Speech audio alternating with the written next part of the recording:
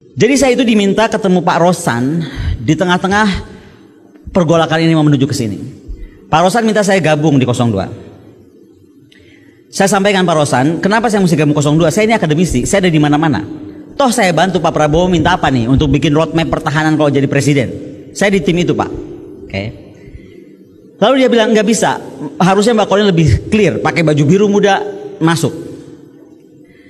Saya bilang, sebentar sebelum saya bilang apa dulu, saya mau tanya, emang Pak Prabowo ini bakal jadi presiden berapa lama? Ini nyampaikan Pak Rosan loh, duta besar kita mantan di Amerika. Jadi rencananya 2 tahun, 3 tahun berikutnya diikuti oleh Gibran. Saya langsung bangun, sebentar Pak Rosan, jadi akan 2 tahun, lalu langsung diganti oleh Gibran. Pertanyaan gua bodoh aja nih, lu yakin Prabowo dibiarkan hidup oleh Jokowi 2 tahun? Kalau saya jadi Gibran atau jadi Pak Jokowi, saya matiin besok. Loh, betul gak sih? Kalau dia bisa mengkhianati Ibu Megawati Soekarno Putri dengan segala perjuangan yang menjadikan dia ada di istana sampai 2 kali, ada jadi gubernur Jakarta, ada jadi wali kota, apa bedanya dia bisa bunuh Pak Prabowo di tengah jalan? Makanya statement saya kan jadi kuat bahwa Pak Prabowo itu digunakan, bahwa Gibran itu memberatkan. Itu kan bahasa-bahasa saya, dan saya of course saya bilang sama Pak Rosan, saya nggak mungkin.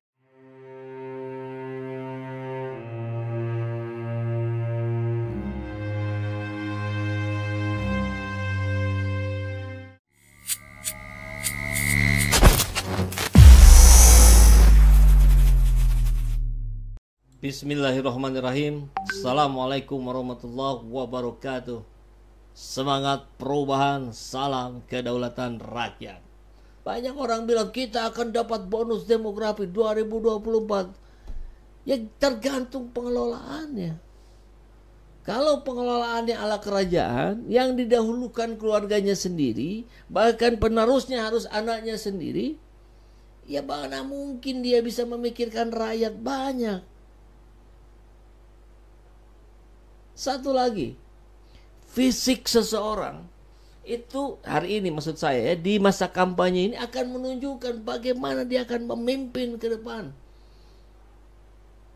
Tentu kita bicara dalam konteks sebagai manusia dengan logika-logika manusia.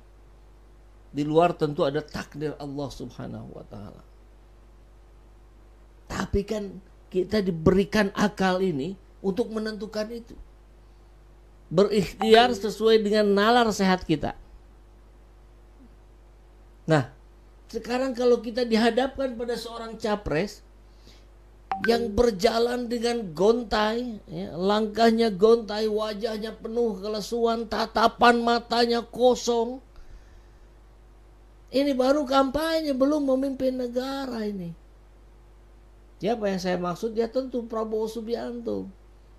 Usia 72, OTW 73.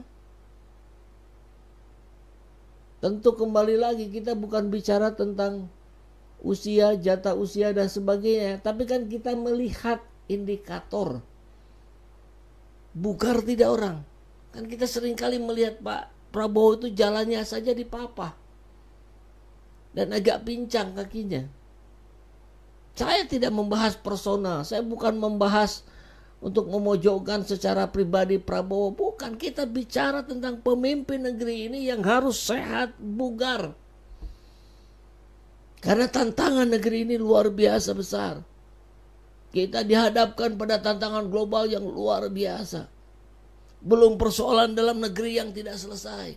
Tadi saya dapat SMS dari pengamen yang ingin naik sejahteraannya. Gimana caranya? Bagaimana cara hidup saya ingin sejahtera, tapi kartu identitas saja saya nggak punya karena saya nggak tahu siapa orang tua saya.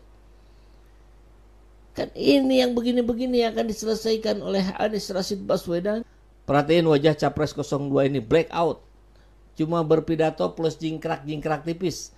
Keadaannya udah mirip petinju yang harus dapat hitungan dari wasit lantaran kena pukulan telak dari Akitul Alit. Nah, ini detik-detik Pak Prabowo disalamin dengan tatapan yang kosong, langkahnya gontai, wajahnya lesu, tidak bisa menyimak apa yang disampaikan oleh pendukungnya. Dia barangkali sudah antara sadar tidak sadar gitu ya. Harusnya sih dipapah, tapi mungkin gengsi juga gitu, jaga image di depan rakyat. Coba kita lihat. Mas Teddy, Mas Teddy, Mas Teddy, Pak Prabowo, Pak Prabowo, satu putaran Pak, satu putaran Pak Prabowo, satu putaran Pak, satu putaran Pak, satu putaran, satu.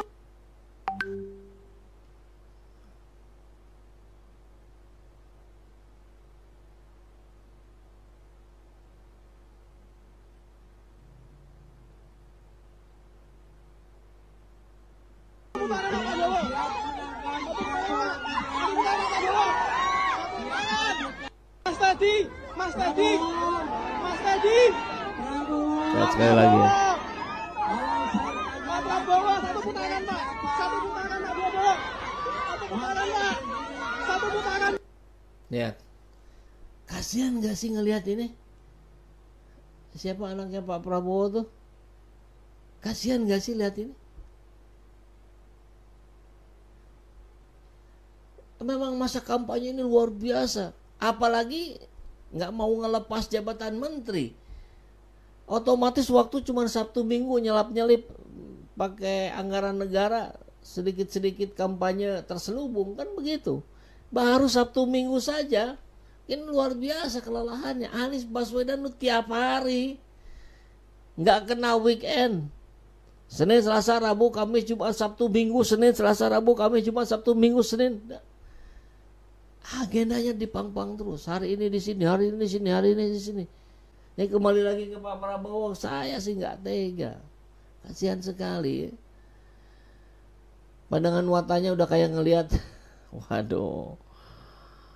Kasihan juga, terlihat telah sekali. Tatapannya kosong, seolah tidak menyadari apa yang terjadi. Betul, kasihan, kasihan. Lebih kasihan lagi Indonesia kalau sampai harus dipimpin oleh seorang yang kondisinya seperti ini. Terlalu dipaksakan. Apakah karena ini kemudian Jokowi ngotot pasang dia dan cawapresnya Gibran? Jika Wowo menang di tengah jalan berhalangan tetap, nanti yang berperannya Gibran. Kalau iya, betapa jahatnya Jokowi. Setidaknya beliau lebih berjasa. Duh, gue kasihan. Wah, ini banyak yang kasihan. Kasihannya bukan karena memaksakan diri, sudah tidak layak menjadi capres. Dan kita lihat, ini pernyataan Prabowo yang mengaku menculik. Jadi kalau ada yang bilang tidak, Prabowo tidak menculik, ini pengakuannya dari Prabowo sendiri. Kita lihat. Agus Jabung, Ketua Prima. Maaf Pak Agus, dulu saya kejar-kejar Anda. Dulu. Atas perintah. Lantas bandel sih. Kemudian Saudara Budiman Jatmiko. Wah.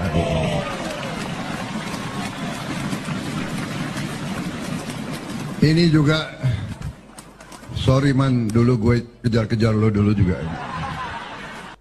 Cukup ya. Ini pengakuan dari Pak Prabowo sendiri.